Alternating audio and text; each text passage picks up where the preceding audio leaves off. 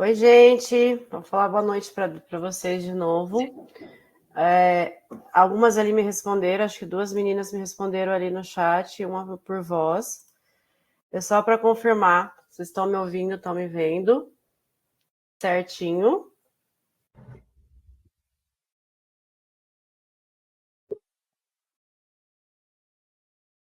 Ó, tá entrando mais gente. Bem-vindas.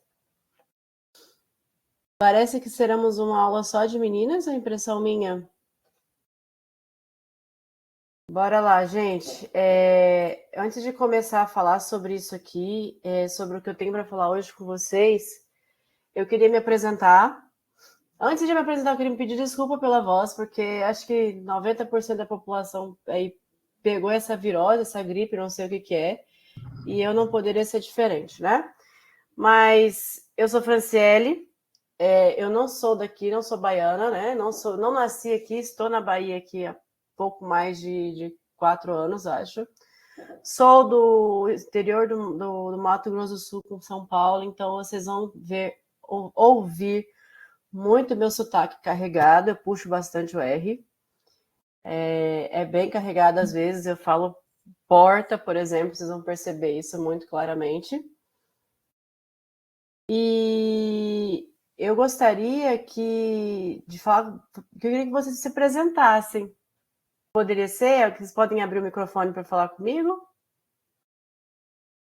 Não precisa ser muita coisa, não, tá? É só assim, oi, eu sou, sei lá, sou Franciele, moro aqui, moro onde for, onde que vocês moram. Me conta um pouquinho de vocês.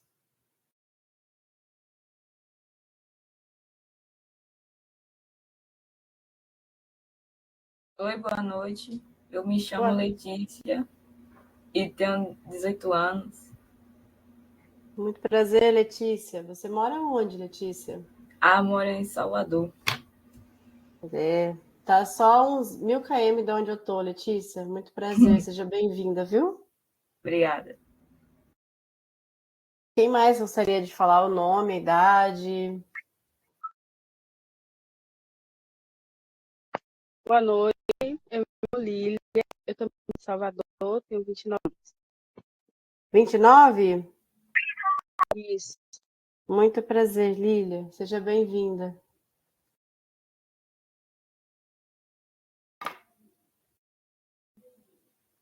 Mais alguém?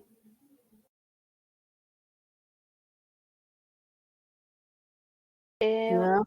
Boa noite, meu nome é Maria Luísa, eu sou de Vitória da Conquista e eu tenho 17 anos. Muito prazer, Maria Luísa. Seja bem-vinda, viu? Vitória da Conquista, um pouquinho longe também de onde eu tô. Mais alguém que queira falar?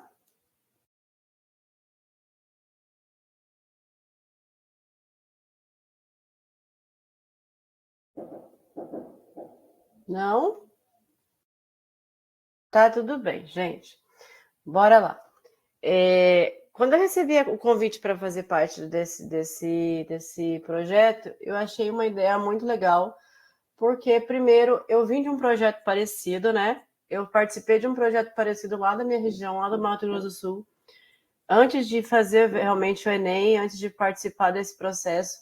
Eu fiz um cursinho também mais ou menos parecido, só que na época não era da universidade, né? Era um projeto do governo municipal da região.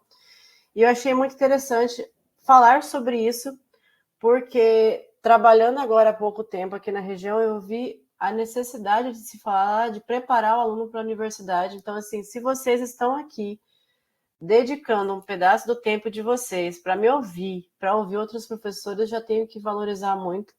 É sinal que vocês estão se importando, né? Estão assim, pensando no futuro de vocês, isso é ótimo, né? Já é um primeiro passo. E eu queria saber de vocês, qual que é o contato de vocês com a língua portuguesa? Eu queria que muita sinceridade. E quem não quiser falar, pode escrever, tá? Não tem problema não. Mas assim, qual é o contato com vocês da língua portuguesa? Quem gosta, quem não gosta? Eu tive a língua portuguesa na escola, mas eu não gostava muito, eu gostava de língua portuguesa. Eu gosto de ler, eu gosto de escrever, eu gosto de ler, de interpretar, de ler poema, de escrever. Qual é o contato de vocês com a língua portuguesa?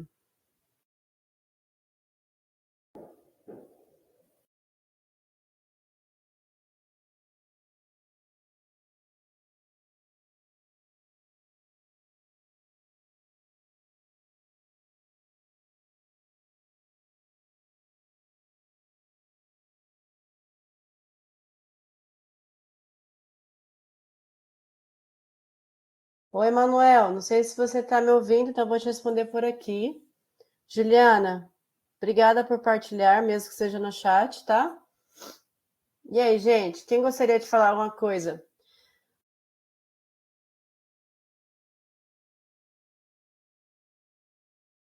Eu gosto, Gabriela, né? Eu gosto, mas tenho dificuldade em algumas questões de interpretação em que existem palavras mais complexas. Entendi.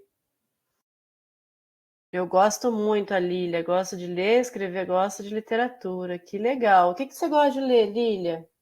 Tipo de literatura? Poema, romance? O que que você gosta de ler? Assim, leio por prazer. Ah, Naria, ele tá falando ali que se identifica muito. Legal. Será que você vai ser uma parceira de equipe aí de trabalho futuramente? A Vitória não gosta muito, mas mesmo assim, deixa eu ver aqui que subiu um pouquinho. Mas já fiz vários poemas de cordel. Adoro cordel, adoro. Assim, para mim, é uma das literaturas assim que, para mim, ao meu ver, mais próxima à raiz brasileira, né? A identidade brasileira, digamos assim. Adoro também. Não gosto muito de interpretação. Entendi, Manuel. Nós vamos trabalhar isso. Eu vou mostrar para vocês que a língua portuguesa não é esse monstro que muitos pintam aí, não. Gosto da parte dos movimentos literários, mas tem dificuldade de interpretação de texto. Legal. Eu gostava de ver também, eu gosto de ver, né, os movimentos literários, principalmente a facetas, né? Tanto na arte, nos quadros, quanto na literatura, os poemas, né? Não tenho mente para isso. Interpretação. Ô, Manuel, eu vou mostrar para você que não é tudo isso, não. Nós vamos trabalhar isso daí, você vai ver que é mais simples do que parece, é só mais um pouquinho de atenção, né? Mais alguém que quer compartilhar alguma coisa? Vocês já fizeram, de alguma forma, já trabalharam com texto, já viram isso, sei lá, trabalham escrevendo, mandam e-mails constantemente, ou não? Ah, meu contato com a língua portuguesa é na escola. É só o que eu vi ali no ensino médio, ensino fundamental 1 e 2. Tem dificuldade na gramática. Entendi. Gramática às vezes é pesadinho mesmo. Eu brinco com os meus alunos da escola pública aqui, que eu trabalho numa escola de ensino regular, que eu passei 6 meses só estudando sujeito na faculdade. É intenso mesmo, mas pode ser mais simplificado, né? A gente consegue simplificar um pouquinho mais. Tá, deixa eu voltar aqui o chat para confirmar aqui. Eu gosto de bastante. Tá. Quem já escreveu? Foi alguém que falou que escreveu cordel. Quem já escreveu assim, escreveu na escola? Foi trabalho escolar? Ou escreve por escrever? Porque gosta de escrever cordel. Poemas. Eu não sei vocês, as gerações aí mais novas, mas a minha geração escrevia muito poema quando era adolescente. Alguém já fez isso? Escrever poema, citação, fazer versões de música?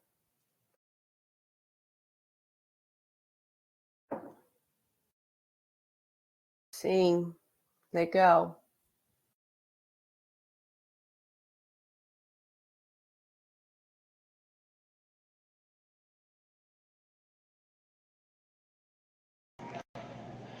Oi, boa noite, Pro. Sou Lília, de Salvador. Boa noite a todos. Boa noite, E Lilia. Seja bem-vinda. eu gosto de ler, mas minha sempre dificuldade, o monstro que eu sempre enxerguei foi a gramática. A gramática, nossa, até hoje eu tenho ódio dela. Mas eu gosto muito de literatura, gosto. Certo. E você gosta de ler literatura assim, o quê? Por exemplo, poemas? Você gosta mais de ler romance? O que você gosta de ler no seu dia a dia? Assim, eu vou ler alguma coisa porque eu gosto. No meu dia a dia eu leio muito contos de fadas, que eu trabalho com crianças, aí eu Que gosto muito de ler legal! pra elas. Mas eu gosto de romance. Eu me encanto no romance. Que legal, fico muito feliz em ouvir isso. Achei que eu tava morrendo esse amor pelo romance, que eu era a única das pessoas que já estava colecionando livro. Eu não sei você, mas eu ainda não aprendi a ler em Kindle, ler online em PDF, eu não dá, eu preciso comprar um livro físico para ler. Mas é muito bom saber disso.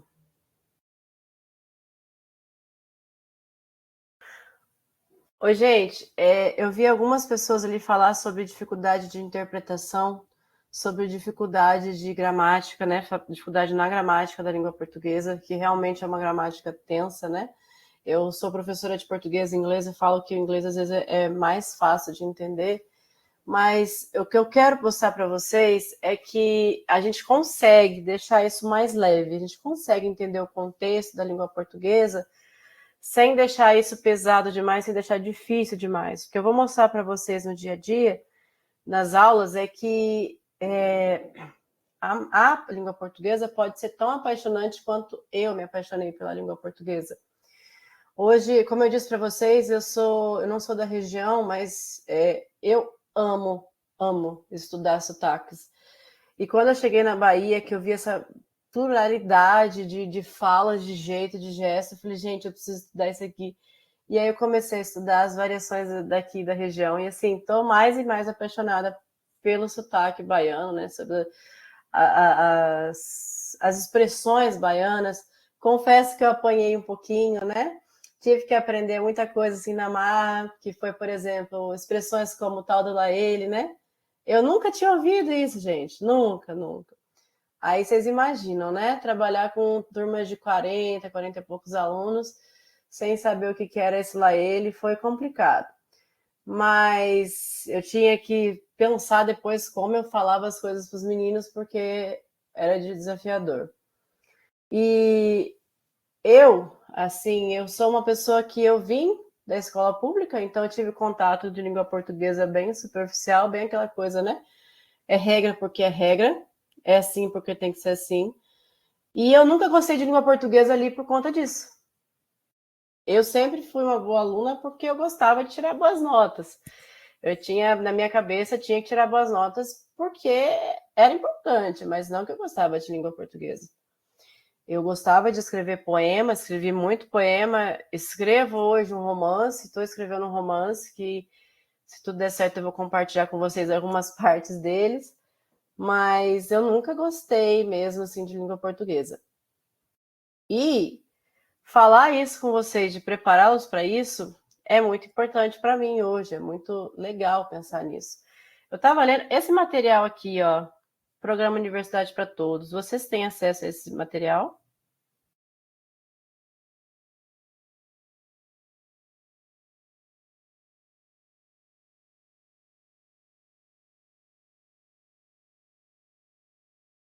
Sim. Vocês têm acesso a esse material, gente? Mesmo que seja PDF?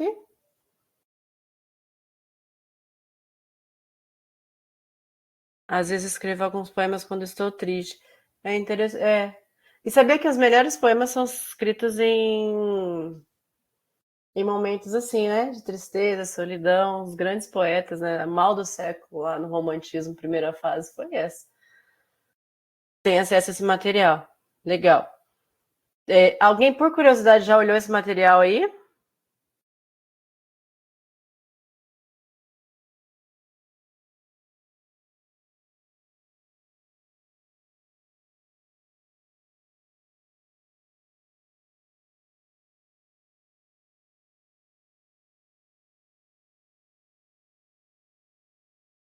Alguém olhou, gente, esse material aí, deu uma olhadinha, nem que seja aquela recapitulada, ver as figuras. Alguém? Só para ser o olho, tá joia. Não precisava ler mesmo não, era só para ter uma noção se vocês já pegaram esse material. Uma olhada por cima.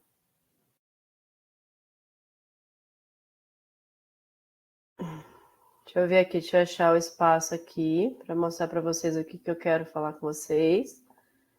Eu vi agora, tá valendo. Aí tem uma mensagem de recepção ali, né? Tá. É essa partezinha aqui que eu queria mostrar para vocês, que eu vou começar a falar aqui. Ai, gente, desculpa. Ô, Jailma, eu não tenho certeza, porque esse material quem me enviou foi a coordenação. Mas daqui a pouco o César volta e aí ele pode falar para a gente onde é que encontra esse material. Alguém consegue dizer para nós aí? Se manda por e-mail, como é que foi esse material?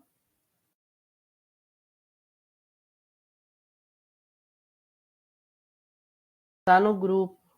Olha lá, ó, tá no grupo. Vocês têm um grupo de alunos, então é uma coisa do tipo, deve estar lá. Mandou no grupo da turma. É isso aí. Deixa eu aumentar um pouquinho aqui. Dá um zoom. Ah, obrigada por responder aí. Ó. Foi mandado no grupo da turma, módulo 1 e 2. O 2, se eu não me engano, é de história, né? Que eu tava dando uma olhada lá. Isso aí. Esse material é muito importante, gente. É muito bem feito, bem objetivo, bem bacana, traz os exemplos bem legais. Vai ser um material legal para a gente compartilhar aí, para a gente ler. E assim, gente, deixa eu falar uma coisa para vocês aqui, ó. Eu sei que muita gente falou que não gosta, muita gente não, algumas pessoas falaram que não gosta muito, não tem muito contato com a língua. Mas quando se trata de Enem, se vocês tiveram curiosidade de abrir um caderno de questões do Enem, alguém fez isso? Alguém já fez o Enem ou abriu um caderno de questões, leu? Já viu algumas questões de português?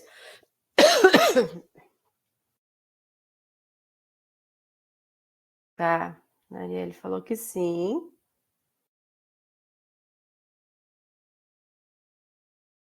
Eu vou seguir então do que eu quero falar, mas o que acontece? As questões de língua portuguesa são questões de interpretação pura.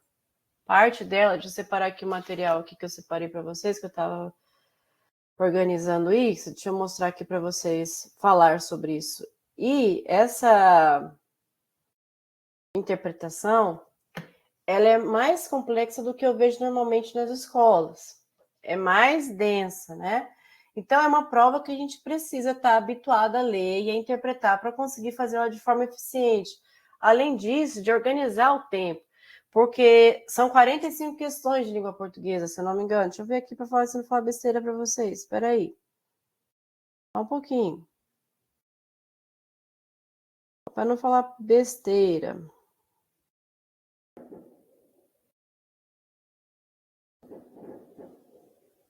É isso mesmo. São 45 questões. Então, é muita questão, tá? É muita coisa para pensar, para ler, para desenvolver. Então, uma das coisas que eu vou pedir para vocês fazerem, ó, 45 questões de linguagens, né? É ler. Nós vamos ter que ler, nós vamos interpretar, nós vamos contextualizar. E não tem outra forma de fazer isso a não ser lendo, tá? A gente vai ler bastante, língua portuguesa tem que ler para interpretar. Mas eu também quero fazer paralelo com vocês uma leitura mais dinâmica, um pouco mais prazerosa, pensando não só em ler e interpretar a questão, eu gostaria de que a gente pudesse ler, que vocês pudessem ler paralelamente alguma outra coisa. Por quê? Todo contato com leitura que vocês tiverem na vida de vocês vai desenvolver cognitivamente não só a questão da interpretação, mas outras competências, foco, atenção, tá?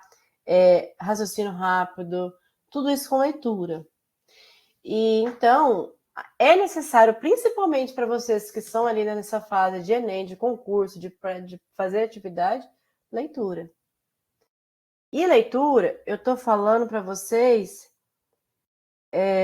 Então, aqui, ó, a Maria Luísa tá falando aqui que errou bastante coisa por causa do cansaço de excesso de texto, exatamente.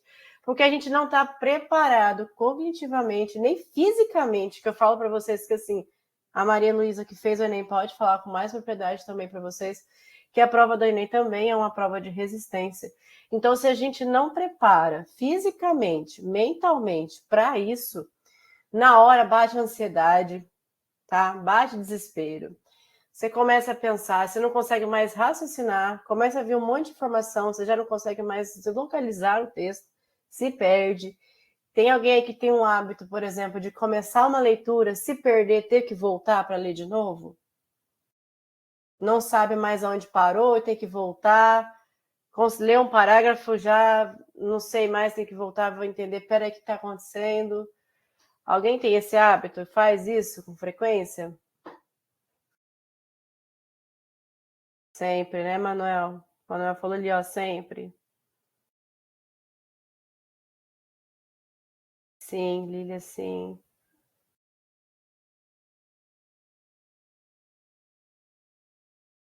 A Narielle também disse que sim. A Vitória Francisca, sim.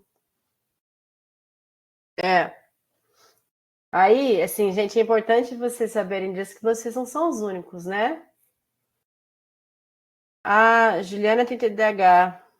Aí piora demais, Aí tem que fazer uma leitura com outra coisa, né? Tá fazendo uma atividade manual. O meu marido, ele tem TDAH também, ele tem um elástico que ele coloca na perna quando ele quer estudar. Sabe esses elásticos que a gente brincava de pôr elástico? E ele fica puxando. É um elástico de academia, inclusive. Com a perna aqui, para conseguir ler. Senão ele não consegue. A metade tem que voltar tudo.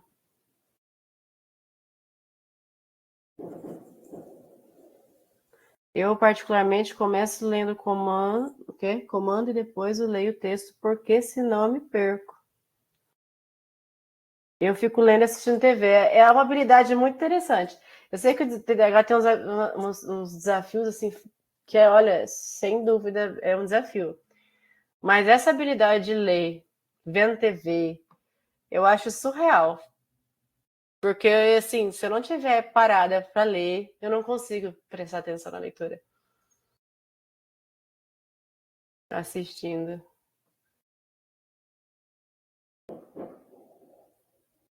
A senhora teria alguma dica? Então, a principal dica, para mim, assim, ó, a gente tem duas situações, tá? Primeiro, vocês têm que gostar de que está lendo. Então, quando está estudando, duas situações. Primeiro, ou você cronometra, o que é limite, que um dos grandes erros, por exemplo, é querer ler, assim, 3 horas seguidas. Não vai dar certo, porque o nosso cérebro, ele está adaptado a um limite de informação diária. E aí, se a gente não tem o hábito de ler, ele vai reduzindo ainda mais. E a gente está falando de uma geração, nós, né? Não estou falando de vocês, é todo mundo, está cada vez menos lendo menos. A gente tem muita informação muito mais rápido com vídeo, por exemplo, né? A gente, hoje, por exemplo, os áudios de WhatsApp, o WhatsApp, os vídeos, a gente consegue colocar na velocidade até maior. Então, a gente está adquirindo informações muito mais rápido. Então, conforme vai passando as gerações, vai ficando mais pior. Então, primeiro, determine uma quantidade de leitura diária.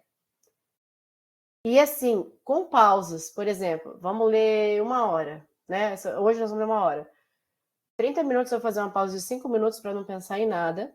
E depois eu volto a ler. Isso é quando a gente está estudando, né? Agora, para adquirir o gosto para a leitura e treinar a leitura, comece lendo coisas que você gosta e aos poucos. Não pegue um livro de 500 páginas, 600 páginas logo de primeira. Nem leia o que você acha que é legal. Quer adquirir a leitura? O que eu faço, por exemplo, com o meu aluno hoje, que eu levo lá na biblioteca para ele escolher um livro? Olha, vocês vão escolher um livro que vocês gostam. Então, leia o começo do livro. Gostou? Se agradou? Começa a ler. Mas ache um que você gosta de ler. E aí vai intensificando a quantidade de leitura. Essa questão de se perder no texto tem várias possibilidades. Uma pode ser a falta de foco, né? Porque a gente tem habituado a ser várias coisas, né? A estar sendo aluna, está sendo filha, está sendo mãe, pai, está sendo... Então, tem muita coisa externa acontecendo. Então, às vezes, o externo não tá sendo viável, não está te ajudando a prestar atenção naquilo.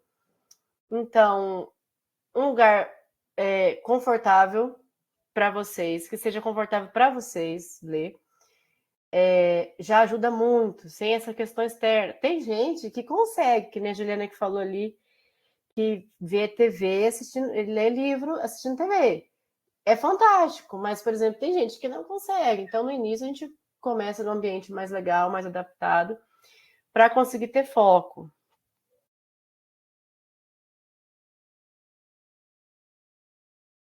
No Enem é muito importante para todos os dias que acontecer, tanto em linguagem quanto em exatas. O máximo de leitura e interpretação é importante para a prova. Exatamente. Por mais que a gente está falando, é muito importante isso que você está falando, Vitória, por mais que a gente está falando de português, as questões de matemática, por exemplo, de exatas, é muita interpretação. Eu estava falando hoje isso com um professor de matemática, amigo meu, e a gente está fazendo um projeto junto, justamente por isso, porque precisa interpretar. Não tem como, sabe? E é importante. Se a gente começar a se preparar agora, a gente está em julho, e começar a tentar se preparar fisicamente, cognitivamente, para superar essa prova, para interpretar, eu tenho certeza que vocês vão ter calma o suficiente, porque quando você entende o que você vai fazer, você fica mais calmo. A história, por exemplo, de estudar para a prova, de qualquer prova, um dia antes da avaliação. Tem gente que dá conta. Eu acho muito arriscado. Eu acho que é mais fácil a gente estudar aos poucos. Então, quando você se prepara, você tá calmo, você vai relaxado, você vai fazendo o seu melhor. E aí não fica aquela coisa massacrante. Porque pensem, 45 questões gigantes. Tem questão que às vezes dá, sei lá, quase uma página de texto, ou se não uma lauda. É uma lauda, não página, perdão. E a gente passar isso daí tudo, passar essas 45 questões, é muito difícil. Se não tiver preparado, é difícil mesmo. Tem que se preparar, tem que estar relaxado. Então, voltando às dicas, né? A primeira, leia num lugar confortável para vocês, né? Que não vai cansar. É óbvio que vai ter um momento, o corpo ele vai pedindo para a gente sair daquele estado. Tudo que for movimentar o cérebro de vocês vai causar um desconforto. Porque pense o seguinte, o cérebro humano ele também se adapta. Até agora eu estava aqui, tranquilo, né? De repente você quer me mover um pouquinho mais para eu escutar, para eu ler, para eu... Peraí, por que né? A gente estava aqui de boa até agora, por que eu vou mudar? Né? Então é isso, vocês precisam primeiro pensar num lugar confortável. Segundo, não pegar um texto diferente do nível que a gente está. Por exemplo, não sei se vocês já ouviram falar de Lusíadas. É um texto de Camões. É um texto do Brasil arcaico, né? É um texto de um português e é extremamente denso para ler. Não tem como começar com Lusíadas, entende? É uma leitura que você tem que fazer, às vezes traduzindo, porque é um português de 1500 e tarará. Traduzindo literalmente. Então, não tem como começar com aquilo ali. Vamos começar com uma leitura mais leve, mais dinâmica, né? E ainda aos poucos, dificultando a leitura, aumentando o nível, a complexidade, e conforme vai lendo, vai aprendendo a interpretar melhor.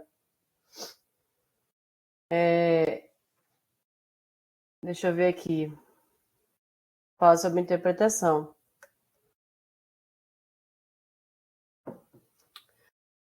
Aí, falando um pouquinho sobre gramática, né? A gente está falando sobre interpretação de texto.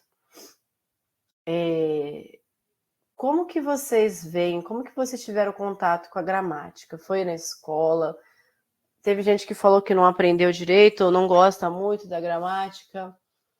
A gramática da língua portuguesa para vocês, o que é difícil? Vocês acham que é, por exemplo, classe gramatical, né? Que é a base da língua portuguesa. É difícil para vocês identificar, por exemplo, numa oração, o que é sujeito, o que é, perdão, o que é substantivo, o que é verbo, o que é artigo?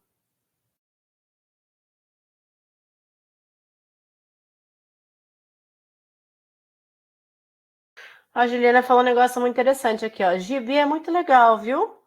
Gibi, mangá, quem gosta da cultura oriental, né? É muito legal. É uma forma de iniciar. Tem imagens, né? Fica um pouco mais leve. Só tem que ir um pouco dificultando. Conforme vai evoluindo, vai dificultando. O romance, assim por diante. Isso aí. E não para mais mesmo. Não sei você, Juliana, mas eu sonho com livro às vezes. Quando eu ganhei, eu gostava muito gosto muito dos livros da Anne E, que é um seriado que saiu, gostei muito do seriado e comprei os livros para ler. Teve uma vez que eu dormi lendo, eu adormeci no sofá lendo, e eu sonhei com o final da história. É isso, é quando você gosta do que tá falando. Agora, voltando para a gramática um pouquinho, que eu estava falando para vocês, é o seguinte: sonho muito. Isso é legal. É bacana. Isso é imersão leitora. Quer dizer que você já está num nível de leitura assim mais avançado. Você já tem o hábito de ler bastante. É legal. Acentuação. Vou anotar aqui. Vamos me falando. Qual que é os desafios de vocês? Acentuação é uma coisa. Pontuação não?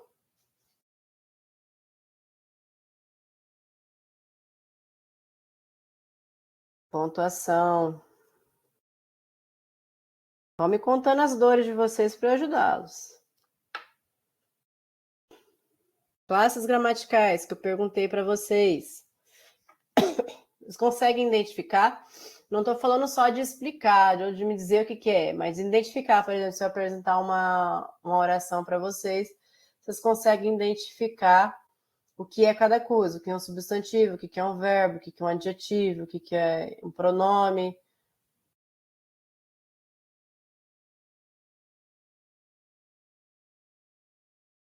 Acentuação e pontuação cai bastante, viu? Complicado. Juliana, é outra das coisas, Juliana, que a gente consegue lendo.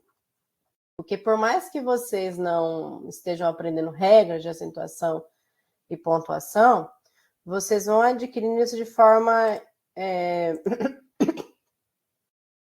como posso dizer, de forma unilateral, né? Junto com a leitura, vocês acabam decorando, o cérebro acaba memorizando aquela palavra com acentuação. Eu prefiro, eu decorei as regras de acentuação e pontuação, e aí quando eu tenho dúvida, eu lembro dessa regra. E não são poucas, tá? Mas eu vou passar para vocês.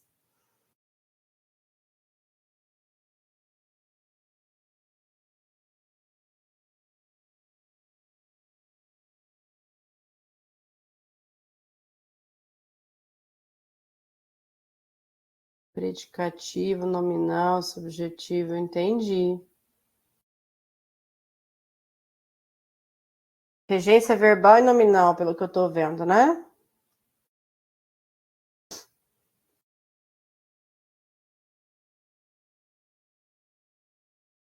Predicado verbal, predicado verbo nominal.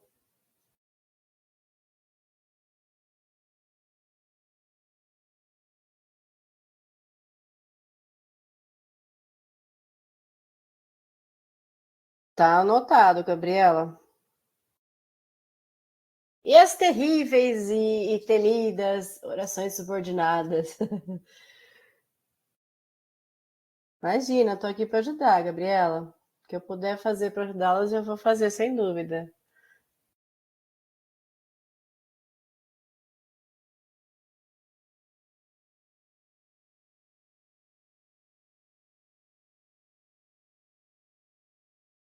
Eu, particularmente, tinha dificuldade em quase tudo que meus colegas falavam. Mas entendo o básico de português. Isso é ótimo. Já é um bom caminho, já é um bom começo, né?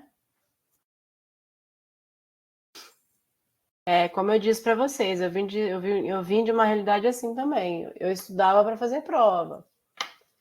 Então, eu não aprendi na escola, eu aprendi na universidade. Na escola eu decorava, na universidade eu aprendi.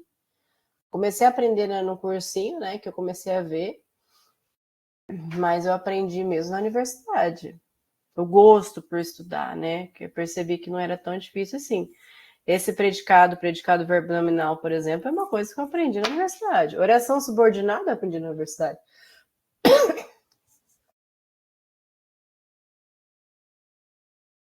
E aí, o que vocês me falam aí? Me falem da oração subordinada. Eu anoto aqui nos tópicos para rever com vocês, nem que seja por cima. Ou não, tá tranquilo? Sim. Com 2 M's. Sim, vamos lá, oração subordinada.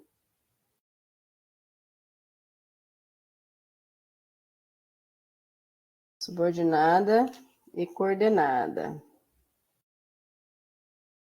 Diferenciação das duas.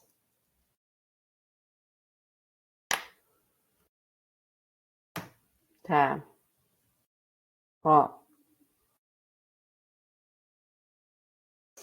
Deixa eu falar com vocês algumas coisas aqui que eu estava vendo sobre os eixos que caem, né? O que mais cai em português no Enem, né? O que mais cai nas provas, né? Esse aqui é gêneros textuais, cai bastante. Figuras de linguagem, variedade linguísticas, intertextualidade, isso aqui cai bastante, intertextualidade, e normas padrão da redação, né? Na redação, na norma padrão. Vocês estão fazendo aula de redação também? Sim, sim. Estão lendo sobre notícias da atualidade, viram os 10 possíveis temas de redação para se atualizar, para ter embasamento para argumentar?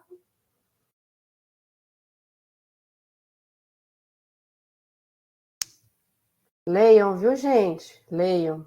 Leiam site, leiam notícia, leiam fala sobre os 10 possíveis e leiam bastante, porque ajuda bastante na hora de escrever redação. Mas é claro que eu acho que isso aí o professor, não sei quem está dando redação para vocês, vai ajudá-los. É só um conselho. Leiam bastante. E a gente vai ajudar, por exemplo, gêneros textuais, né? Vamos ler alguns gêneros textuais diferentes. Um conto, um romance, talvez uma crônica. Vou pedir para vocês escreverem, às vezes, algumas questões desse tipo, como atividade de escrever. Nós vamos ver essas coisas aí todas. Tá.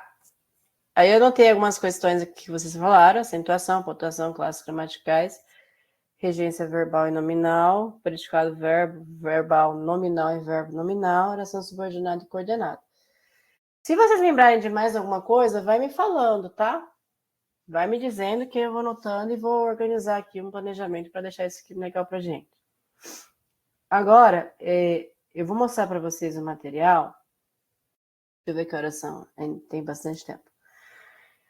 Que é esse aqui, módulo 1, né? Universidade para Todos, Bahia. Bora lá. Aí a gente tem aqui, nós temos, né? Esse material aqui, né? E vai trazer umas boas-vindas para vocês. Desejamos que perceba que estudar a língua portuguesa vai além da memorização de regras, isso aqui é muito importante, e nomenclaturas, e que, diferente de uma concepção que pretende entendê-la como um produto acabado, demonstramos que ela é maleável e se molda a nossa intenções comunicativas. Gente, ele começa assim, falando sobre o que é a linguagem. Mas antes de falar sobre isso aqui, eu quero saber de vocês. O que é linguagem para vocês? O que é linguagem? O que a gente fala, né? Por que nós falamos?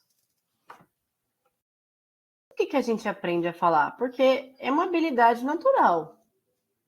Mas não quer dizer que necessariamente a gente vai aprender a falar. A gente nasce preparado, né? Salvaguarda as pessoas que têm um desafio, tem uma deficiência aí que vai impedir. Mas por quê? Por que a gente fala? Por que nós falamos? Não tem certo, não tem errado, não. Vamos ouvir vocês. Não sei, Manuel. Tudo bem. O que vocês pensam?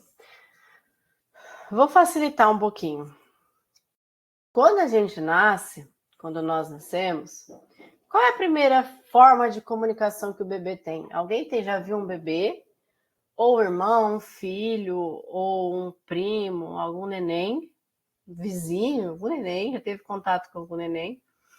Qual é a primeira forma de comunicação que um bebê tem? Chorar. Isso aí. Eu não sei se vocês já são mães ou vocês conhecem alguém que são mães, mas sabe que já ouviram isso, mas parece que as mães sabem até identificar quando é o choro do quê, né? Vocês já viram isso? Ah, essa criança chora de fome. Essa criança tá chorando porque tá com dor, tá com sono, né? Choro de sono, de fome. Eu, particularmente, duvidava um pouco disso até ser mãe. Eu descobri que realmente a gente aprende a diferenciar o choro da criança.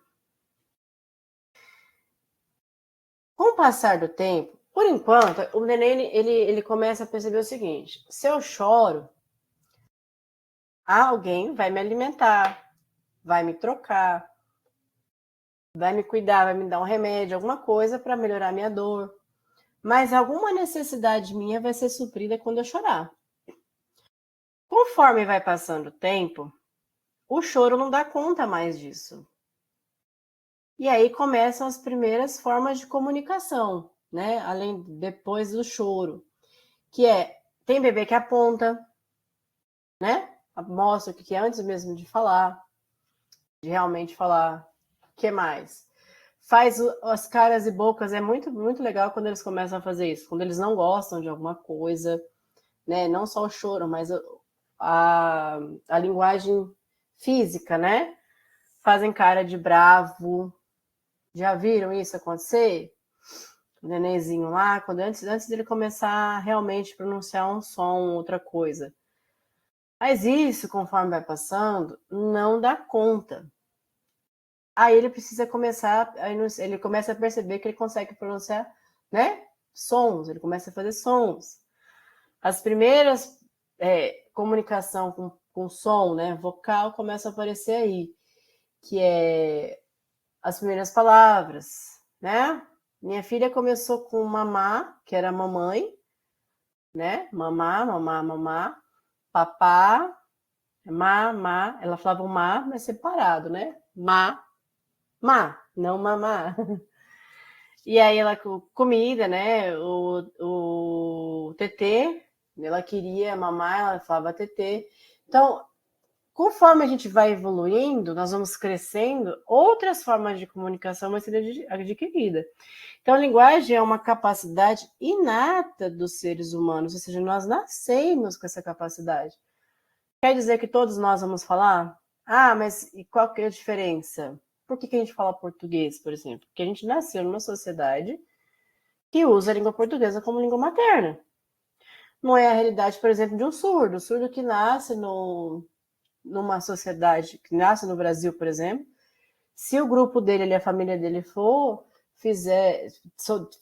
dessa cultura surda, que o surdo tem a cultura dele ali, ele a língua materna dele é a Libras.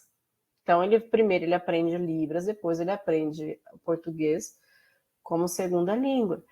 Então, nós temos essa capacidade de falar, por meio da qual produzimos todo o conhecimento acumulado ao longo da história. Então, a língua, gente, a linguagem, ela carrega, além de uma identidade cultural, lembra que eu falei para vocês das variedades culturais? Tem mais do que isso. O Brasil é uma pluralidade incrível. O único país que eu descobri que tem uma variedade linguística maior que o Brasil, maior, assim, levando em consideração o tamanho do país, é a Espanha. Tem uma variedade de espanhóis, assim, dentro da Espanha, que eu não lembro exato o número, mas tem uma variedade enorme. O português também. A gente tem 5 regiões do país, né? Essas 5 regiões são países diferentes quando se fala de língua. Eu visitei o extremo sul do país, lá no interior, lá na divisa de país mesmo, lá no Rio Grande do Sul, lá bem longe, mais sul que vocês pensarem ali. E tinha gente que falava as coisas para mim que eu não entendia. Eu não sabia dizer o que esse ser humano estava falando, e a língua portuguesa é Brasil. Então, pensando nessa variedade de língua, né, que a gente nasce nato, a gente tem essa habilidade, a gente tem uma variedade de culturas também. Aqui, por exemplo, tem algo que vocês já ouviram aqui. Vocês já saíram da Bahia, já foram visitar outros estados? Tipo, mais longe, tipo São Paulo, Rio de Janeiro, já conheceram alguém dessa região? Já conviveram com alguém?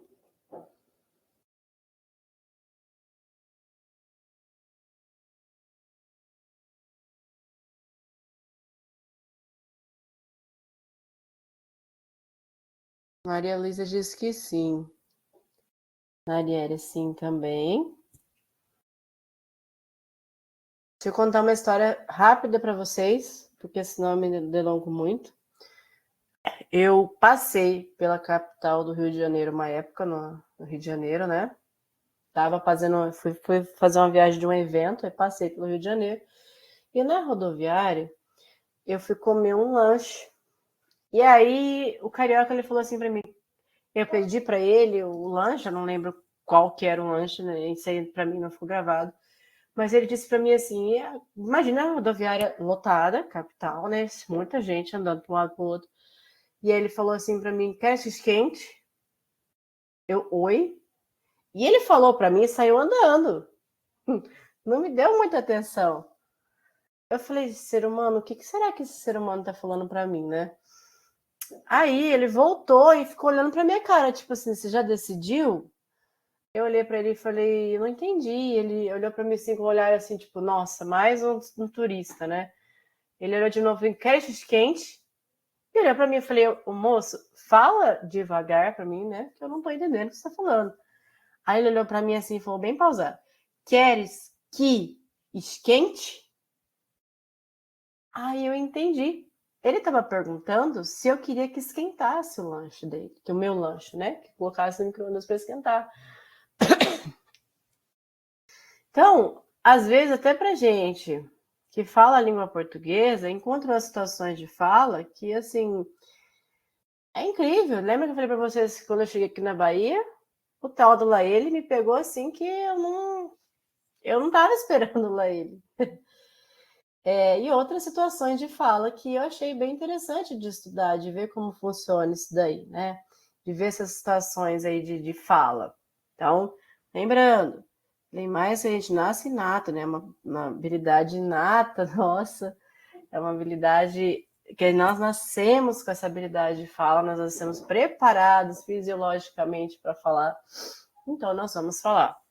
E a gente vai absorver também a cultura dessa região através da língua. A gente pode ver isso na poesia, no poema, né? Citar o cordel, por exemplo, que é uma representação cultural muito linda. Os folhetins, né? Há tanta variedade, há tanta coisa que é levada através da língua. Essa cultura brasileira, a gente está ali, né? Desenvolvendo isso, levando isso adiante através da cultura. Tem algumas línguas indígenas, eu tive o prazer de participar de uma produção de uma gramática lá no Mato Grosso do Sul, no Tupi-Guarani. Eu fiz um projeto na faculdade na época, e eu vi muitas variedades de línguas indígenas morrendo, porque não usa, né? Não estava se perdendo com o passar do tempo. A língua, por sua vez, é a manifestação da linguagem e apresenta um contrato coletivo entre os falantes e uma comunidade. Isso quer dizer que, embora concretizemos nossos usos individuais por meio da fala, não conseguimos promover mudança da língua sem que eles sejam aceitos na coletividade. É isso que o que ele está querendo dizer é o seguinte: eu posso criar uma palavra para a língua portuguesa hoje? O que vocês acham? Vamos pensar aí em qualquer palavra hoje, aí com significado, sei lá, qualquer. Posso criar hoje?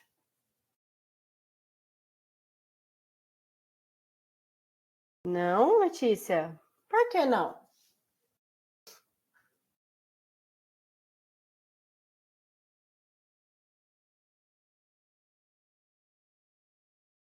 Acredito que sim.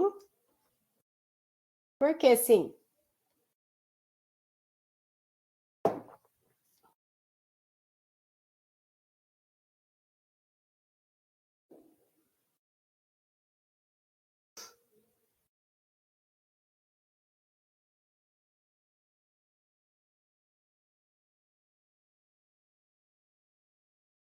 Tem gente digitando, então eu vou esperar vocês digitarem para comentar.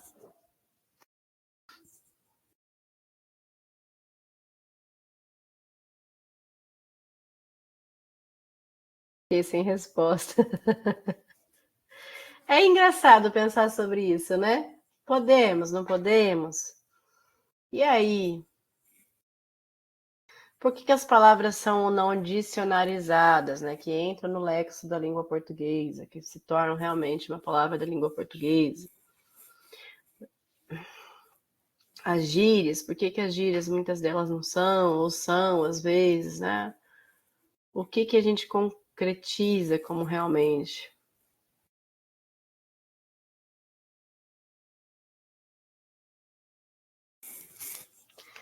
Eu chegar mais pertinho para ler porque eu tô com óculos bem ruins. Sentinte, que não estava incluso no dicionário. Olha que interessante. Nunca parei para pensar nisso, para ser bem sincero. Mas esses dias eu estava fazendo uma atividade e encontrei uma palavra chamada sentinte, que não estava inclusa no dicionário. Ô Luan, mas me explica, essa palavra estava no enunciado de uma questão, de uma atividade? Como que você encontrou essa palavra? Porque às vezes não encontra no dicionário. O meu dicionário gigante, não sei se vocês já viram um dicionário de língua portuguesa mesmo, não o mini que a gente tem em casa, né? O dicionário gigante mesmo, ele é bem grande. É muitas palavras. Em um poema. Ah, tá. Mas aí tem a liberdade poética, né? Às vezes eles criam realmente palavras, têm essa liberdade poética de criar ali, fazer no contexto, às vezes na cabeça deles ali dos poetas fazem sentido. Aí tem a liberdade poética, assim, de composição. É a mesma coisa de música, né? Às vezes você encontra umas músicas aí que tem umas letras que você fala, ué, mas o que significa isso? Não, não, para a música faz sentido. Porque a língua vai se adequando com o tempo e novos vocabulários surgem. Interessante. É isso aí. Esse de novos vocabulários surgem é, por exemplo, a história do você, né? Que ele é um pronome de tratamento, mas ele é usado como pronome pessoal, né? Ele substitui o tu em muitos lugares, o você. E ele veio lá do Brasil colônia, lá no Brasil escravizado ainda, né? Ele veio de lá, veio se transformando no vossa mercê, vós não sei, transformando você. Eu creio que para criar uma palavra tem que ter várias etapas. Tá, isso aí, tem que ter várias etapas. Ah, gente, criar, a gente pode. Mas se vai ser dicionarizado, é justamente essas várias etapas. Qual seria a primeira etapa? A sociedade usar essa palavra. Porque eu não posso simplesmente falar para vocês agora, esse objeto aqui, ó, é um copo, certo? Se eu pesquisar no dicionário o significado da palavra copo, ele vai ter um significado lá no dicionário. Eu não posso dizer que o copo, agora, a partir de agora, eu vou chamar o copo de, sei lá, de garrafa. Por quê? Porque ele foi dicionarizado. Antes disso, a sociedade aceitou isso como nome de copo. E aí ele passou a ter um significado para aquela sociedade e aí se transformou no nome que tem hoje, copo. Às vezes, ele é uma palavra que ela vai vindo de transformações, né?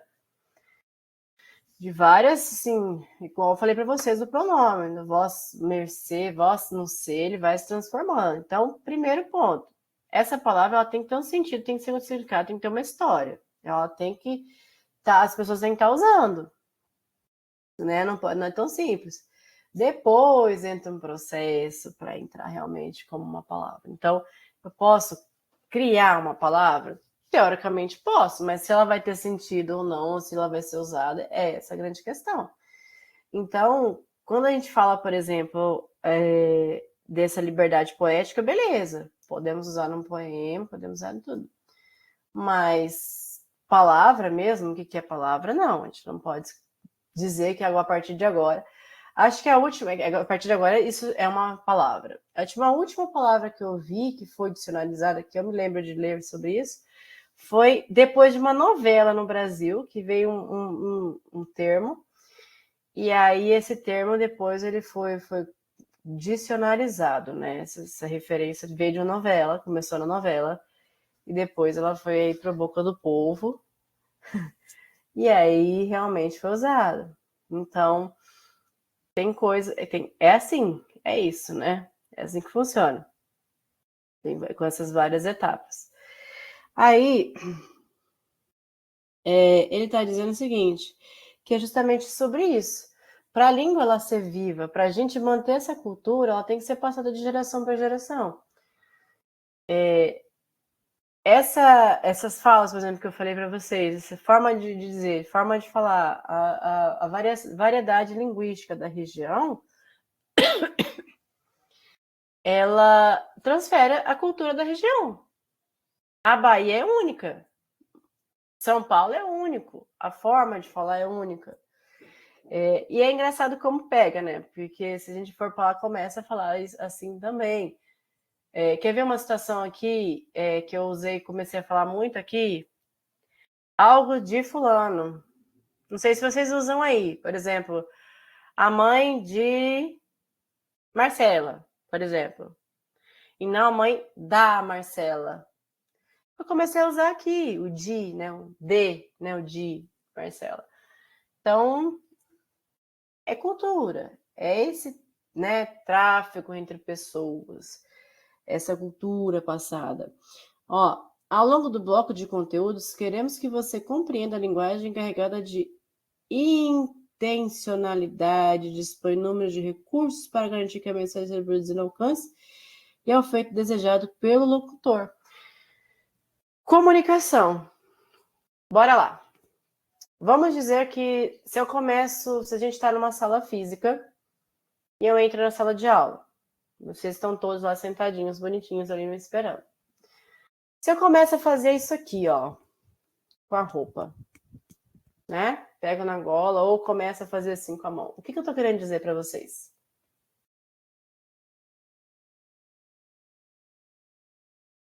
Tá calor. Calor. Isso aí. Tem aluno que vai fazer o seguinte, vai olhar para ver se for uma sala de aula com ventilador, né? Se o ventilador tá ligado, vai lá ligar o ventilador. Tem aluno que não tem ventilador, vai lá abrir a janela. Tem aluno que, ar-condicionado, né? Posso lá ligar o ar-condicionado, não sei. Então, eu transmiti uma mensagem para vocês? Sim. E não precisei falar, não é? Então nós usamos, né? Tem até uma você já ouviu falar de linguística forense? Já ouviram falar? Não? É nova essa área. Nova sim, né? Tem mais ou menos a minha idade de estudo essa área. Estudar justamente é um estudo da forma que você se comporta, da leitura corporal, né? Da pessoa, e ela é usada por investigadores, né, da polícia, para ver se você está nervoso, está ansioso, se você está mentindo. Então, é uma forma de justamente de estudar isso daí, e é também a forma com que você escreve. Eu vi uma teoria, por exemplo, da forma se você escreve mais assim, assado, você pode estar nervoso, tem N situações.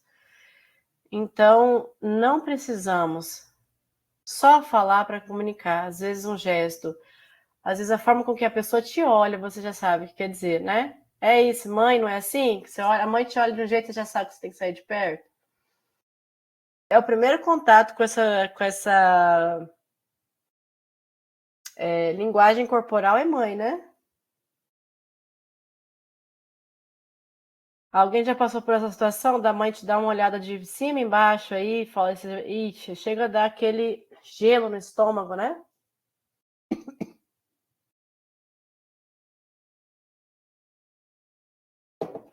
Eu achava muito engraçado, quando engraçado agora, né? Porque na época eu tinha muito medo.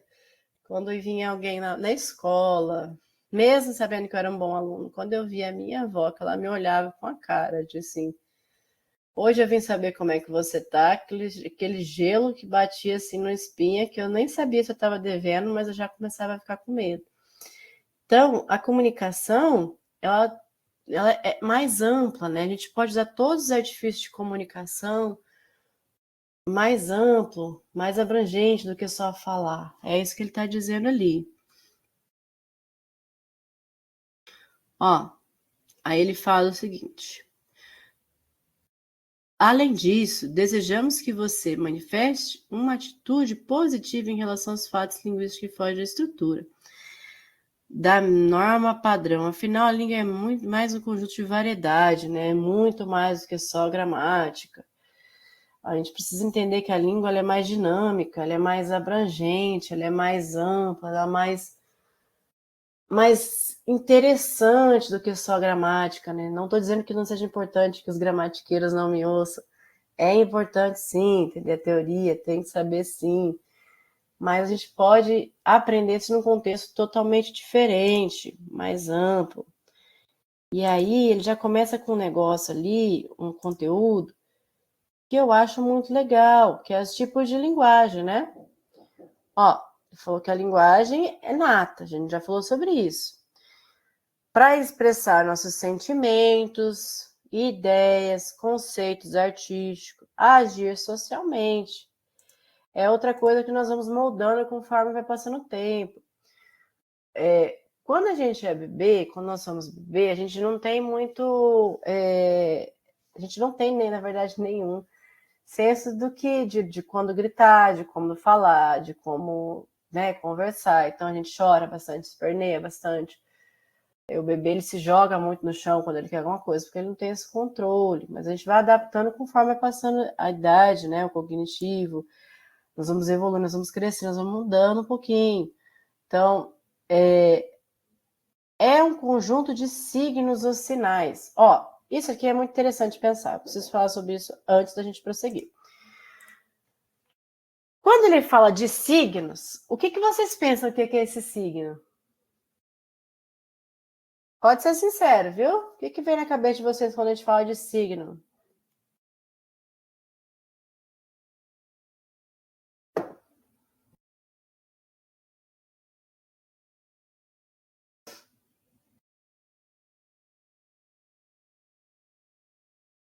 Astrologia. Isso aí, né? Mapa astral, se é de Áries, Virgem, Capricórnio, né? É isso aí que a gente pensa. Signo da astrologia. Isso aí. É a primeira coisa que a gente pensa quando essa palavra signo é desse signo. Mas nós estamos falando, gente, de signo linguístico, tá? O que é o signo linguístico? Em resumo, ele é uma mistura de significado com significante. Então vamos por parte. O que é o significado? Se eu pegar no dicionário, tá? Alguém tem um dicionário aí? Ou consegue pesquisar na internet e tá no computador aí? Só para fazer uma prática aí. O significado da palavra caneta.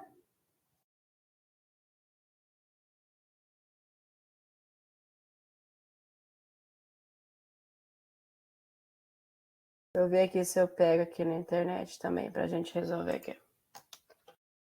Significado da palavra caneta. Aí ele vai assim, ó, utensílio contendo tinta ou similar com que pode escrever ou desenhar. Então, ele está dizendo o seguinte, ó, utensílio de tinta similar com que se pode escrever ou desenhar. Pequeno tubo que se coloca lápis ou pena para escrever. Isso é o significado da palavra caneta. Então, se eu perguntar para vocês o que é uma caneta, é isso daí, utensílio contendo tinta similar. É o significado dessa palavra. Agora, significante é a imagem acústica que vocês têm dessa palavra. Então, se eu falo para vocês caneta, cada um vai imaginar uma. Teve gente que pode imaginar a mesma caneta que eu estou mostrando, que é uma caneta da Faber-Castell. Tem gente que vai imaginar uma da Bic, tem gente que vai imaginar uma caneta rosa, uma roxa, uma azul, uma preta, caneta tinteiro, cada um vai ter uma imagem. Isso é o significante, a imagem que o nosso cérebro faz daquele objeto. Então, por exemplo, façam aí, vamos fazer um teste, tá? Pensem aí, imaginem uma casa. Imaginem a casa aí. E descrevam brevemente ali no chat o que vocês imaginaram. Brevemente. Não precisa ser muito longo, não. Que tipo de casa que vocês imaginaram? Como é a casa que vocês imaginaram? Acho que essa é a pergunta mais correta.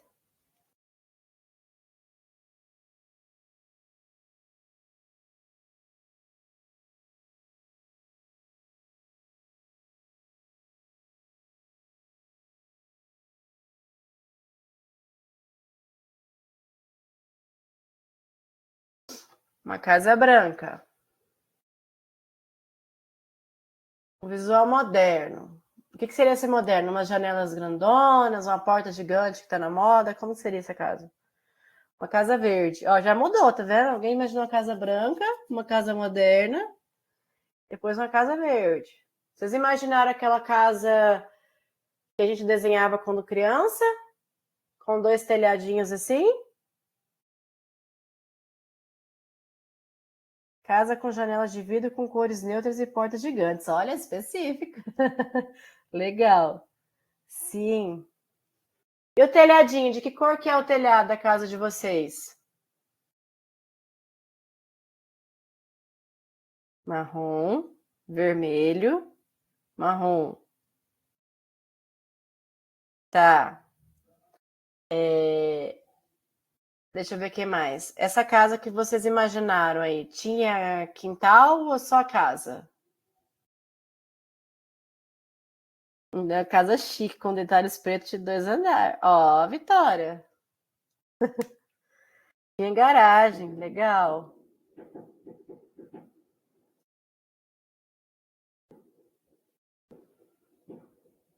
Que mais? Vamos ver. Tinha um quintal com uma garagem. Um quintal e uma garagem. Legal, Luan. Casa de boneca, Maria Luísa. Interessante.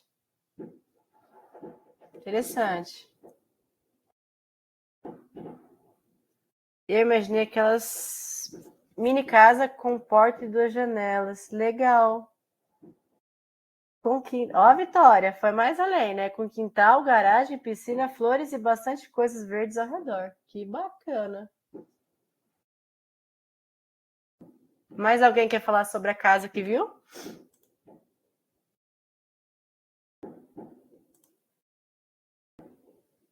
Minha casa com uma varanda, quintal grande e muitas plantas.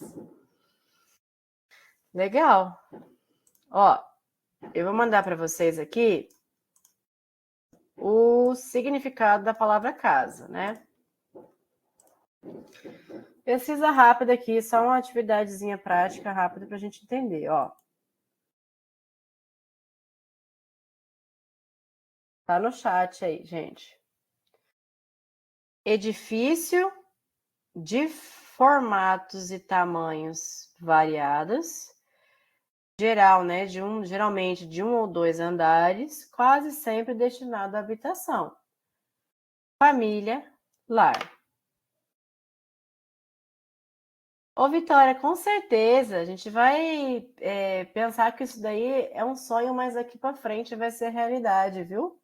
Essa casa vai ser sua aí, pode ter certeza, tá? Olha só, sabe o que é interessante? Alguém pensou em uma casa diferente de uma retangular ou quadrada? Será? Eu pensei numa casa redonda, numa casa um pouco curva. Alguém pensou nesse tipo de casa? Nariel pensou, Lília não, Manuel Carlos não. Tá. Alguém pensou em uma casa no tipo um iglu? Um abrigo? Ou uma oca? Uma tenda?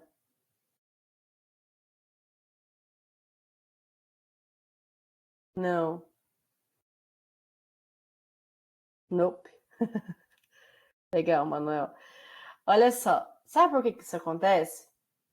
Porque a imagem acústica que a gente faz de uma casa, ela está configurada no nosso cérebro, que é o padrão que nós vivemos, né? Então, se eu pedir para uma criança desenhar uma casa, vai ser esse padrão que vocês fizeram.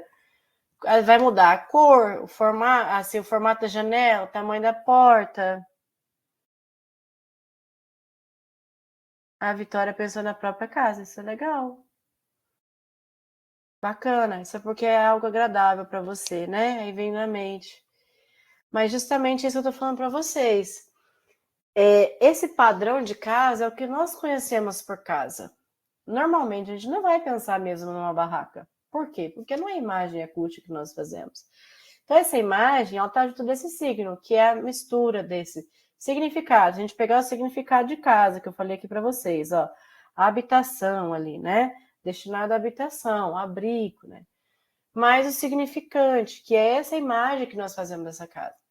Eu fiz essa mesma atividade com duas crianças da mesma idade, se não me engano, de 7, 8 anos. Um indígena e o outro não. O indígena, ele desenhou uma oca, ele desenhou uma espécie de uma tenda. Por quê? Porque casa para ele é aquilo ali.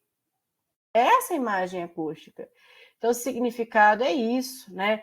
É significante, significado. Essa imagem que nós fazemos dela, cada um vai ter uma impressão disso. Tem gente que ficou, talvez, com imaginar uma casa, talvez tenha dado um sentimento bom, um sentimento de esperança. Tem gente que, às vezes, não fica com o mesmo sentimento.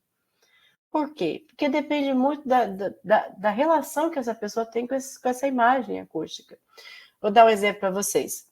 Se eu falo para vocês, se eu mostro para vocês, se eu falo de carvão, desses carvão para churrasco.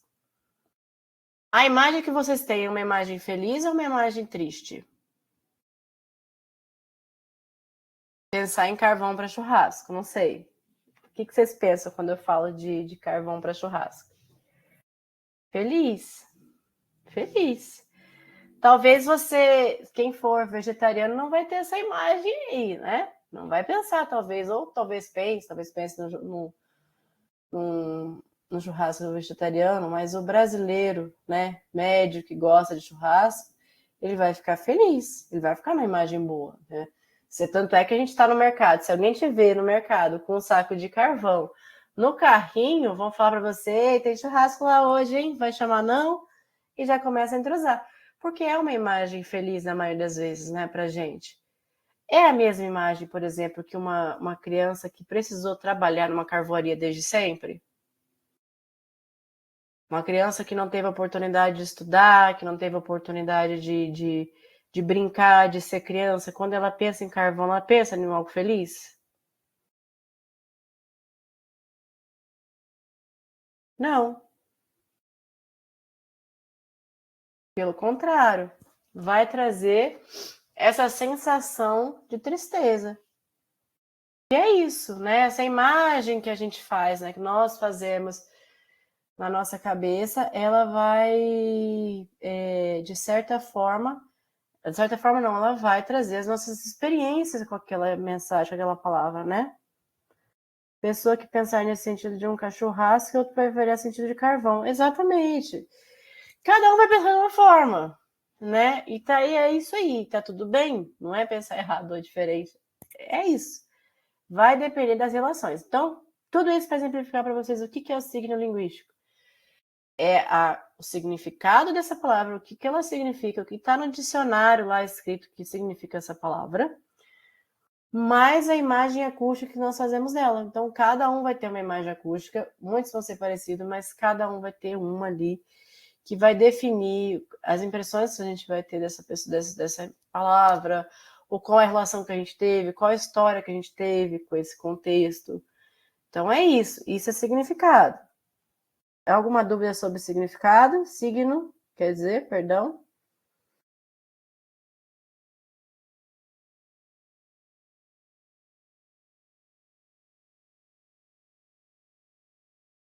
Eu vou configurar o silêncio de vocês como um não.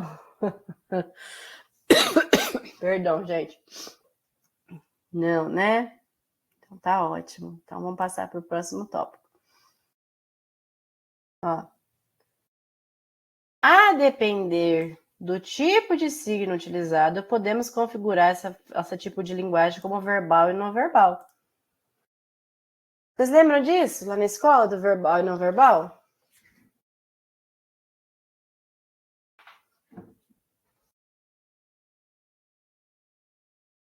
Sim. Vocês lembram longe, porque sei lá, pelo menos o que eu vi por aqui é lá pro 6º ano. Sim, né? Então aprenderam. Então, eu vou passar bem rapidinho aqui, só para a gente lembrar, para quem não lembra, e para quem lembrar, assim, rever, né? A linguagem verbal é um processo interativo composto essencialmente por palavras. Então, linguagem verbal, obrigatoriamente, tem que ter palavras, né? Tem que ter a linguagem de texto, né? E a não verbal, não, com imagens. Então, por exemplo, se a gente pegar ali as placas de trânsito, né? Aquela placa que é um Ezinho, um E, né? E tem um risquinho no meio do E. O que ela significa?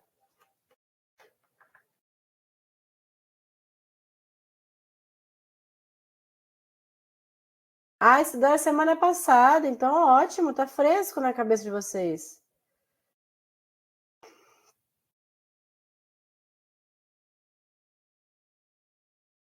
Tá fresco, estacionar, né? Essa, não sei se vocês vão conseguir ver, mas essa plaquinha aqui eu vou depois compartilhar com vocês a imagem. Proibido estacionar. A gente não precisamos ler nenhuma informação para entender o que significa essa placa.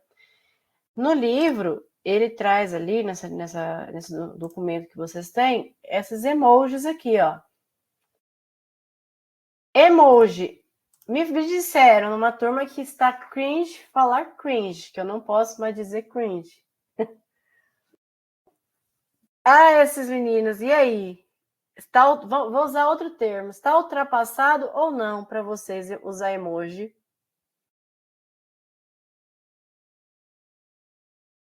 Tá liberado mandar o joinha do WhatsApp, ou como meu pai diz, o Zap Zap? Ou tá feio, tá passado isso aqui? Sim.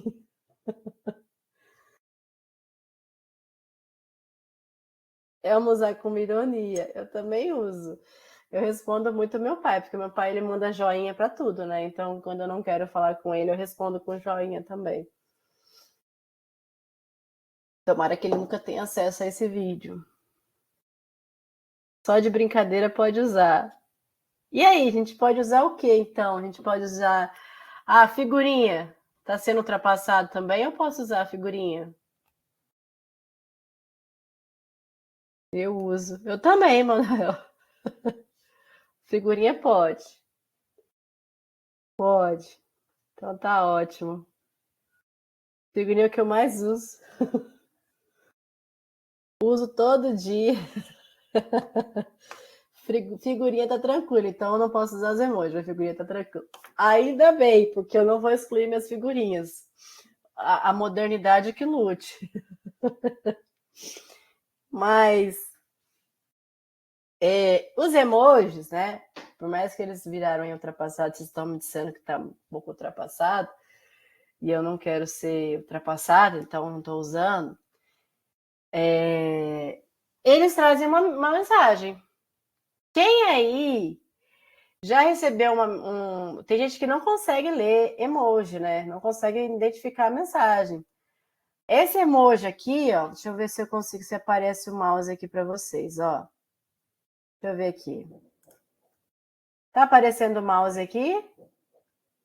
Esse emoji aqui. Vocês viram aqui o emoji de carinha rindo?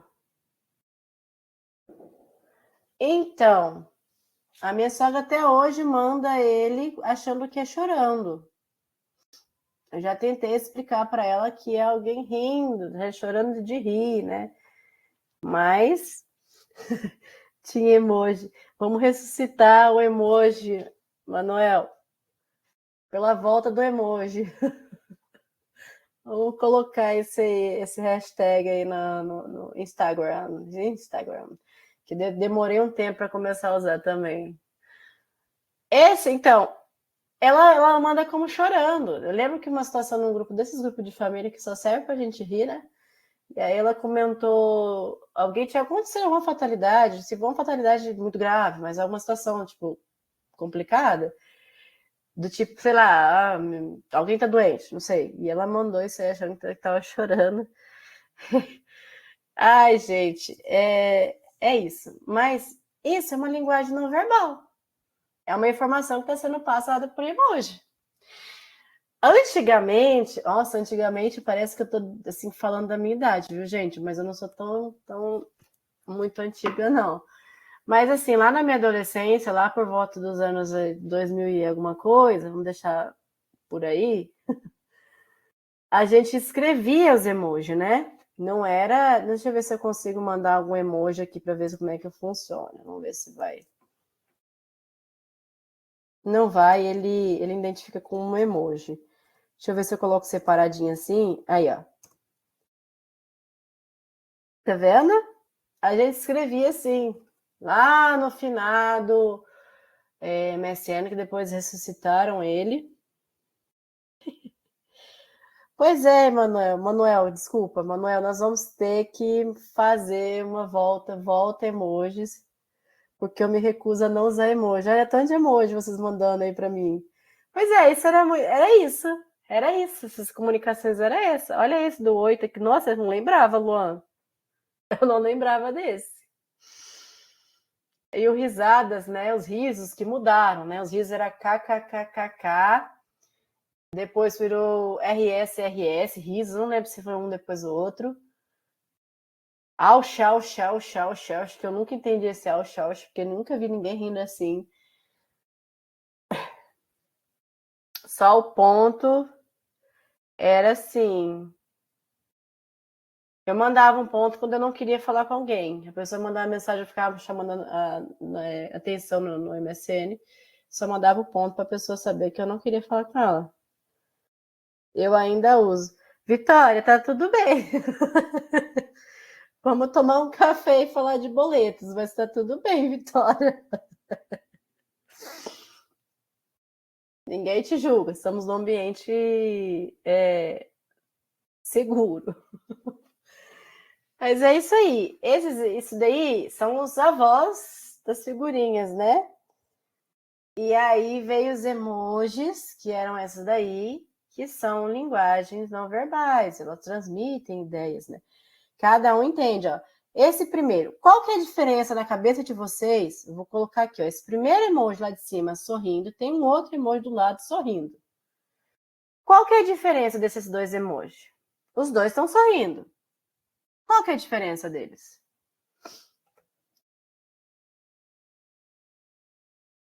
O primeiro está mais feliz.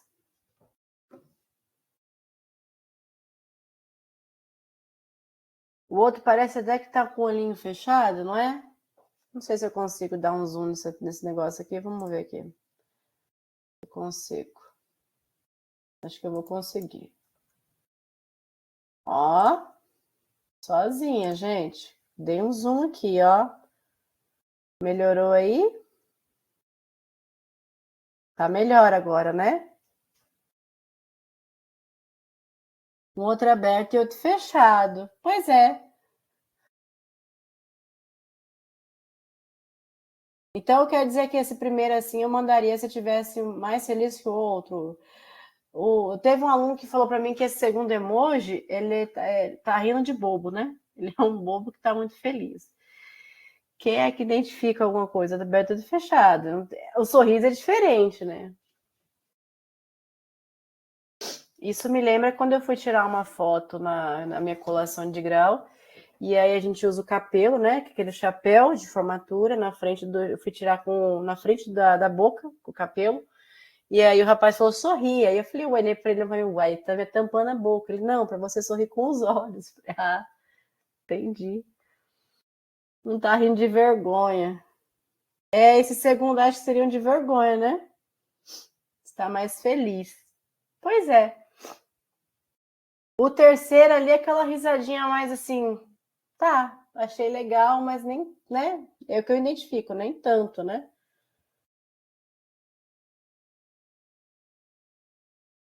O outro com a língua de fora. Quem é que ri com a língua de fora, assim? Tiram foto, porque os meninos lá dos oitavo, nono ano lá, eles tiram muita foto, assim, na escola mesmo tiram foto. Mas ri, assim, aleatoriamente. Aí tem o chorando de rir, que é que eu contei para vocês a história triste.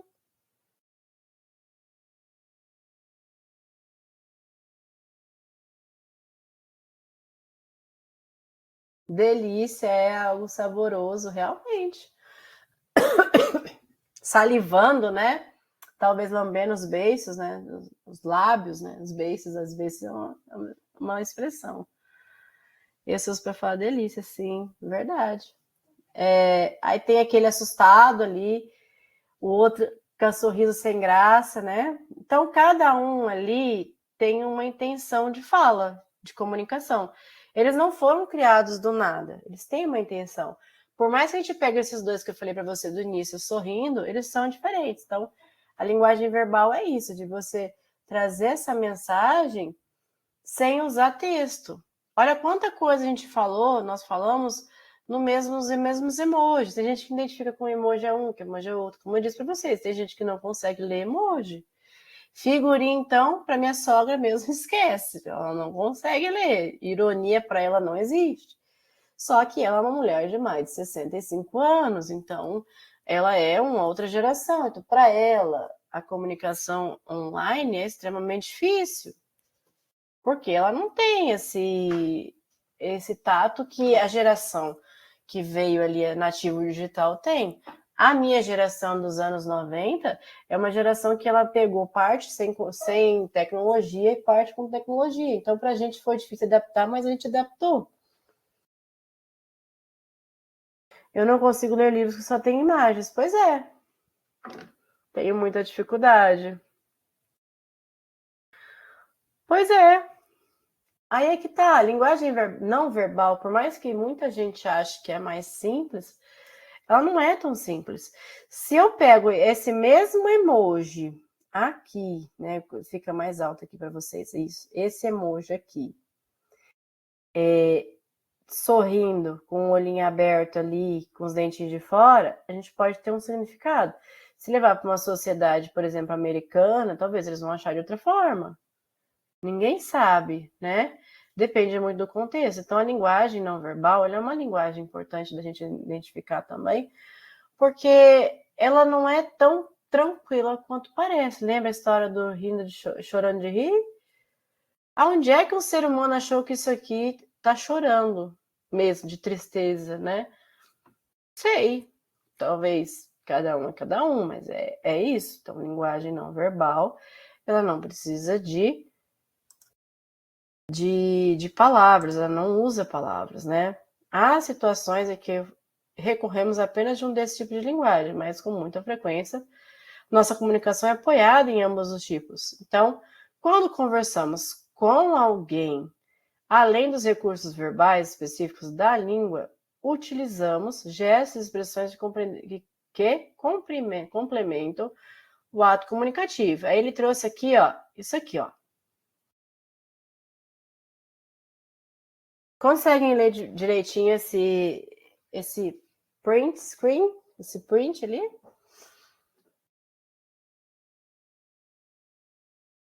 Às vezes eu não consigo ler livros, tenho muita dificuldade. Às vezes a visão, coitada, Você tem razão, Manuel. Às vezes é a visão, né? Já chegou naquela fase que tá complicada aí. Mas olha só.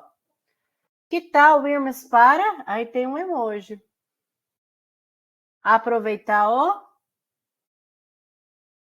E aí? Para ir para onde ali que tá chamando? Que tal irmos para? O que vocês verem ali naquele emoji ali? O que significa? Praia. Deixa eu ver se eu vejo de perto, para ver se eu vejo alguma coisa diferente disso. Mas é isso, né? Aproveitar o. O que a gente vai aproveitar? O sol. Aí andar de bike, né? Do lado, andar de bicicleta. O que mais? Nadar. Tomar um banho de mar, né? E namorar, por fim, né? Tá ali. Quando puder, me responde, porque vai ser top. E aí tem uns outros emojis ali, né? Supimpa. Supimpa é um negócio que faz tempo que eu não ouço, hein, Luan? Faz tempo que eu não leio supimpa. Olha aí, falando aí, demonstrando a sua idade, será? Onde é que você viu esse supimpa? Aí do lado tem o quê? Uma festa, né? Do beco do meu avô. Na época ele chamava sua avó de broto, né? Faz tempo. Ai, ai. Como muda, né? É engraçado isso, essas questões de linguagem, é muito interessante. Aí, outra embaixo lá, outra coisa, quer. O que ele tá chamando? Ele ou ela, né? Para comer? Pizza.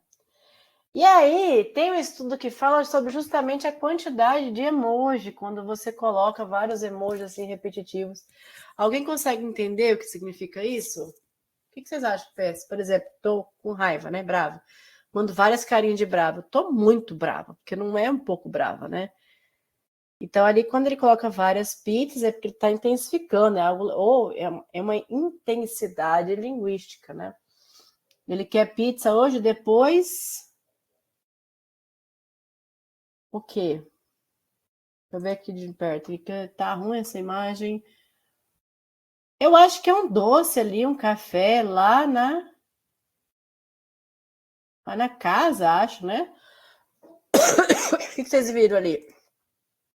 Um café. Não sei quem é que toma café depois de comer pizza, mas cada um, cada um. Tem preconceitos quem gosta de tomar café depois da pizza. Uma rosquinha, um pão doce, né? Assim te dou o seu presente, né? Um donuts. Ó, um donuts, é. Te dou o seu presente atrasado. Porque eu e esse coração significa o quê?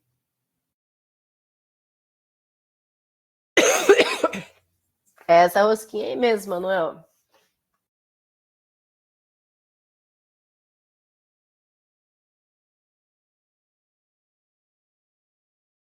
Amo. É. Porque eu te amo, no caso, né? Talvez ele tá querendo dizer isso aí. Porque eu te amo. Porque eu amo, ou eu amo o quê? Eu amo te dar presente? O que que ele tá falando? Ele ou ela, né? Ele ou o interlocutor, vamos dizer assim. O que que vocês acham que ele quis dizer? Deve ser te amo, né? Confesso que esse tipo de linguagem mista aqui para mim me dá cansaço de ler. Eu já começo a ler, já desisto. Confesso que me dá cansaço. Ou você escreve tudo ou você manda só emoji. Os dois me dão um pouco de cansaço. Mas cada um é cada um. Vai ser top com. O que é aquele do lado? Porque eu não entendi isso aí também não. Bora lá. Top com você hoje, né? Esse mãozinha, talvez, ali no. Apontando seja você. É, exato. É comer, né? Vai ser top eu comer com você hoje, ou ficar com você hoje. Não sei o que significa esse negocinho ali no meio, aquele emoji no meio. E aí ele manda esse monte de carinha ali. O que significa esse carinha com um coraçãozinho no olho, gente?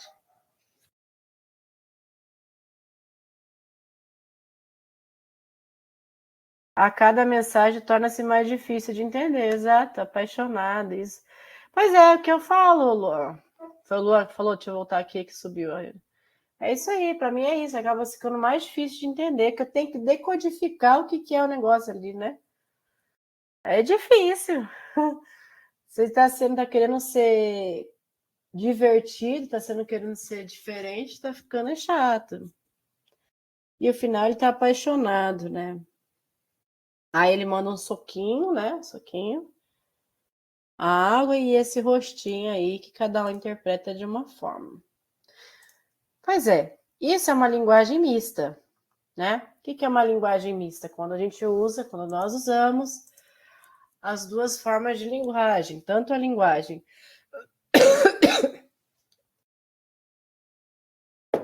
verbal quanto a não verbal. É mais comum no contexto de fala? Sim. Onde é que nós encontramos, a não ser nessa mensagem toda codificada aqui? A gente encontra em charges, né? Em charges, por exemplo, em quadrinhos. Quem leu Turma da Mônica aí, ou qualquer outro quadrinho. Quando a Mônica estava brava, a gente fala dos tipos de linhas, né? Dependendo da situação, se a Mônica está brava, se é um pensamento, se é uma fala, se é um sonho, ou o movimento, né? Quando ela fazia esse movimento, por exemplo, com o coelho, que ela ia tirar o coelho, normalmente no Cebolinha, esse som que o coelho faz é linguagem, é uma forma de deixar mais dinâmico a situação, né? Tem onomatopeias. Interessante você saber o que é isso, né, Laura? Muito legal. Representação do som. Então, qual que é a representação do som ali, do toque-toque, né? O som de animais, o som de abrir portas, de ranger portas. Como é que a gente representa isso? O movimento, como eu disse, do coelho. O movimento de andar, o vento, né? Com a imagem do vento passando, isso tudo é linguagem, é uma forma de conversar com a gente.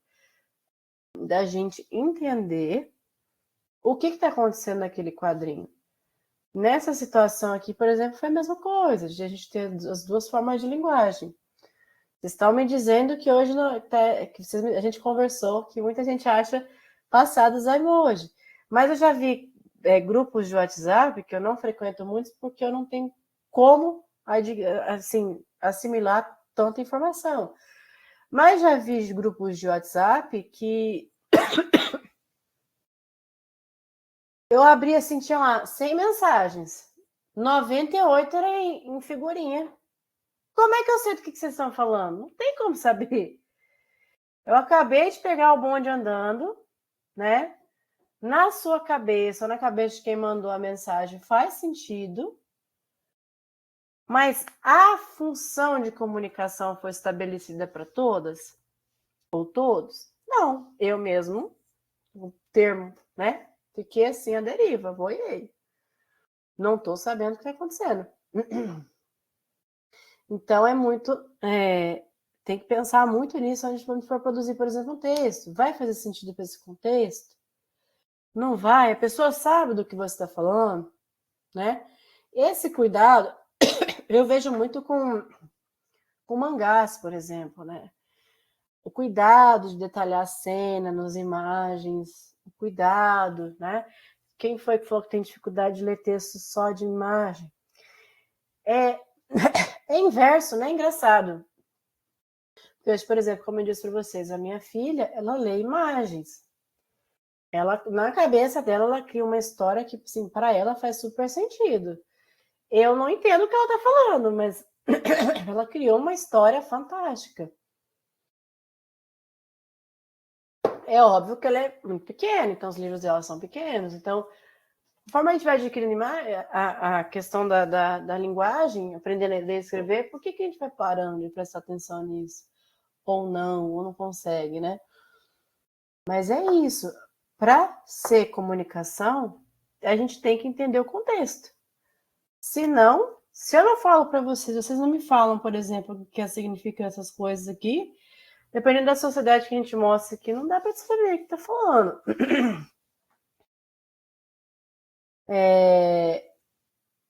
E aí, às vezes, acontece o que eu falei que a gente comentou, né? Que eu comentei com vocês, a minha opinião, que acaba ficando, alguém falou aí também, não me lembro quem foi, que acaba ficando mais difícil de ler, porque tem que decodificar o que significa o que o ser humano quer falar. E aí entra essas questões da figurinha, que, por exemplo, para mim é um desespero. Entender o que as figurinhas querem dizer para mim é um desespero.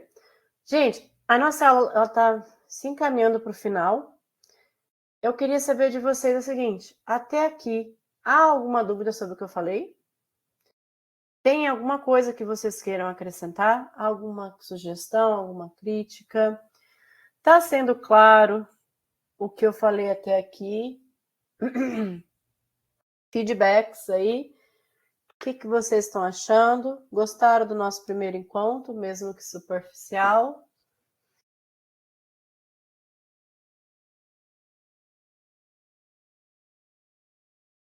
Por enquanto, não. Até agora tudo tranquilo. Gostei bastante da aula. Que legal, Lilia. Obrigada, viu? A intenção era essa mesmo.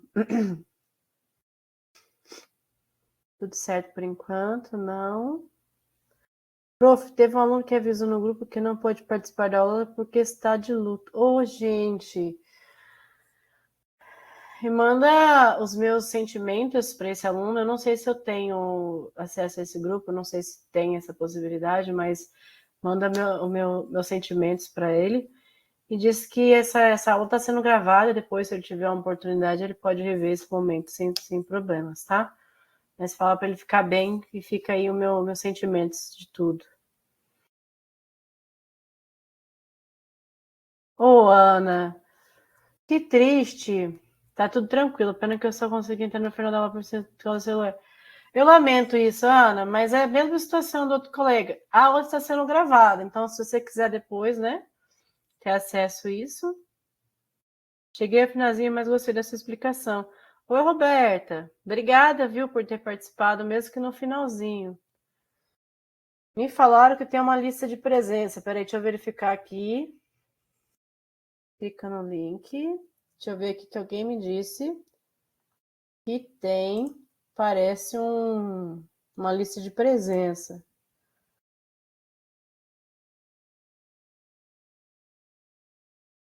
Ok, vou mandar para vocês assinarem.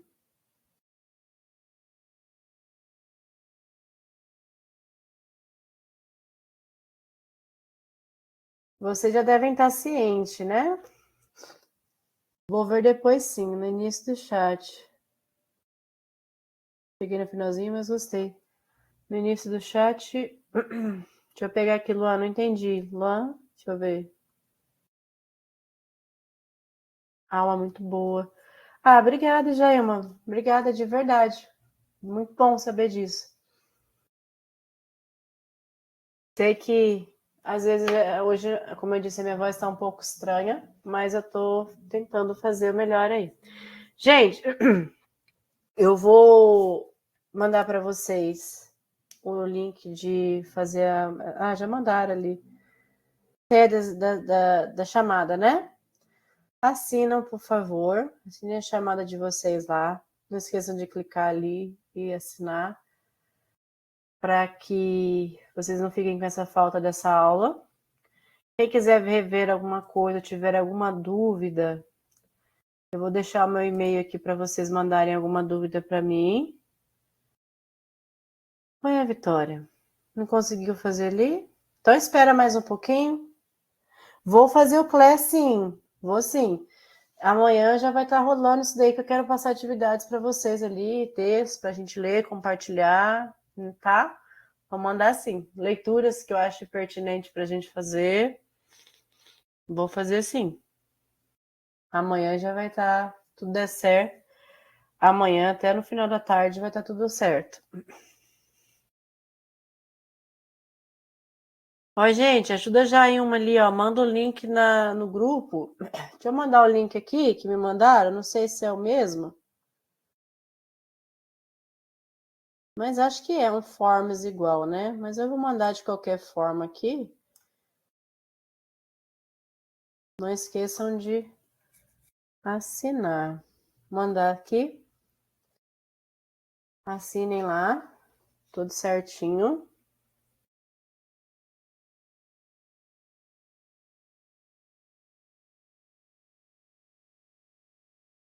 É o mesmo, né? Pois é, que me mandaram aqui há pouco tempo ali. Duas já em uma. Pois é. Esse grupo aí é interessante vocês estarem compartilhando essas coisas mesmo. É bom, né? Facilita. Texto também, às vezes tem gente que tem dificuldade de participar do class, por mais que vão precisar para fazer atividade, precisa estar lá. Bom, é isso, gente. Foi um prazer estar aqui com vocês. É um prazer participar novamente, é um prazer muito grande para mim participar desse movimento. Vou deixar aqui, vou escrever aqui o meu e-mail. Se vocês tiverem alguma dúvida ou quiserem contatar comigo de alguma forma, é o meu e-mail. Eu respondo normalmente e-mail mais rápido que o WhatsApp. Por quê, gente? Porque eu tenho aulas de dia, de noite, à tarde. Então, o e-mail fica logado no computador de trabalho, então eu vejo mais rápido, né? O WhatsApp ele fica no celular, fica guardado. Então, quem quiser falar comigo, deixa eu ver se é profrancielealves@gmail.com. Esse é meu e-mail. Se quiser mandar uma mensagenzinha lá, alguma coisa, me contatar de alguma forma, eu tô por ali. É isso. Obrigada pela participação de todos.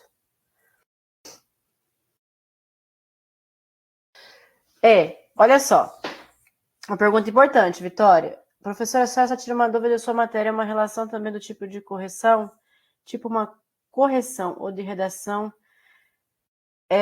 Vai ter turma, sim, no Classroom, né, Manuel? Vai ter, sim. Vou responder a Vitória. Professora, a senhora tira uma dúvida da sua matéria ou de redação também é tipo uma correção?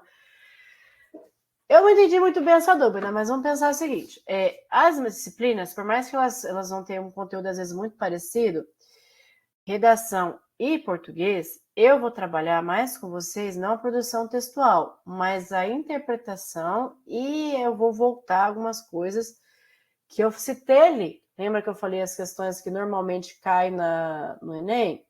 Que é gênero textual, figuras de linguagem, variedades linguísticas, intertextualidade e norma padrão. A norma padrão, ela é mais cobrada na redação. Coesão, coerência, regência verbal, regência nominal. A gente vai ver isso na teoria, vai interpretar questões, né, do Enem. Vou mostrar para vocês como funciona isso na prática, como que o Enem vai cobrar isso, porque essa é a questão. Vou fazer essa retomada aqui que vocês me falaram, acentuação, pontuação, classes gramaticais, regência verbal, predicado, essas questões que vocês me falaram. Então, por mais que seja muito parecido, redação é prática de produção textual. Então, vocês vão entender o gênero, entender como funciona o gênero, quais são as necessidades mínimas, as 5 competências cobradas na redação do Enem, como cada uma vai ver. Eu vou trabalhar a parte de interpretação, intertextualidade, gramática, mais a questão das atividades de português mesmo. Era isso que você queria saber, Vitória?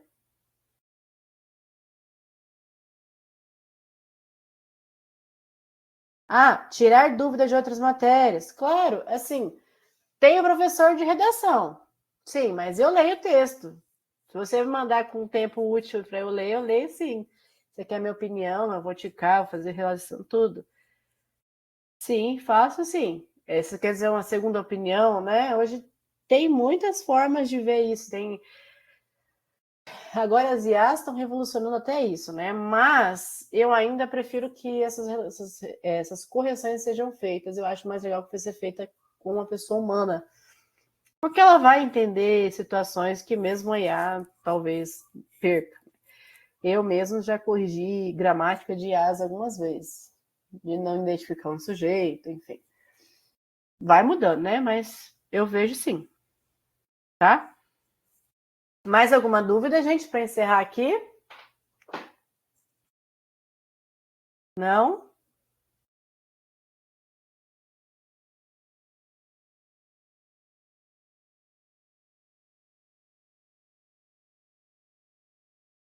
Ninguém digitando, então Não, né, Maria Luísa? Obrigada por participar. Gente, é isso. Obrigada por estarem aqui hoje. Obrigada por me darem a oportunidade de ajudá-los e a me ajudar também no processo. Obrigada por tudo. Até o próximo encontro. Amanhã já vai ter o Classroom funcionando. Vou conversar com o rapaz, o César, da TI. Boa noite para vocês, bom descanso. Tem gente que está voltando do trabalho, né? Quem voltou da escola também. Boa noite, bom descanso. E até o próximo encontro.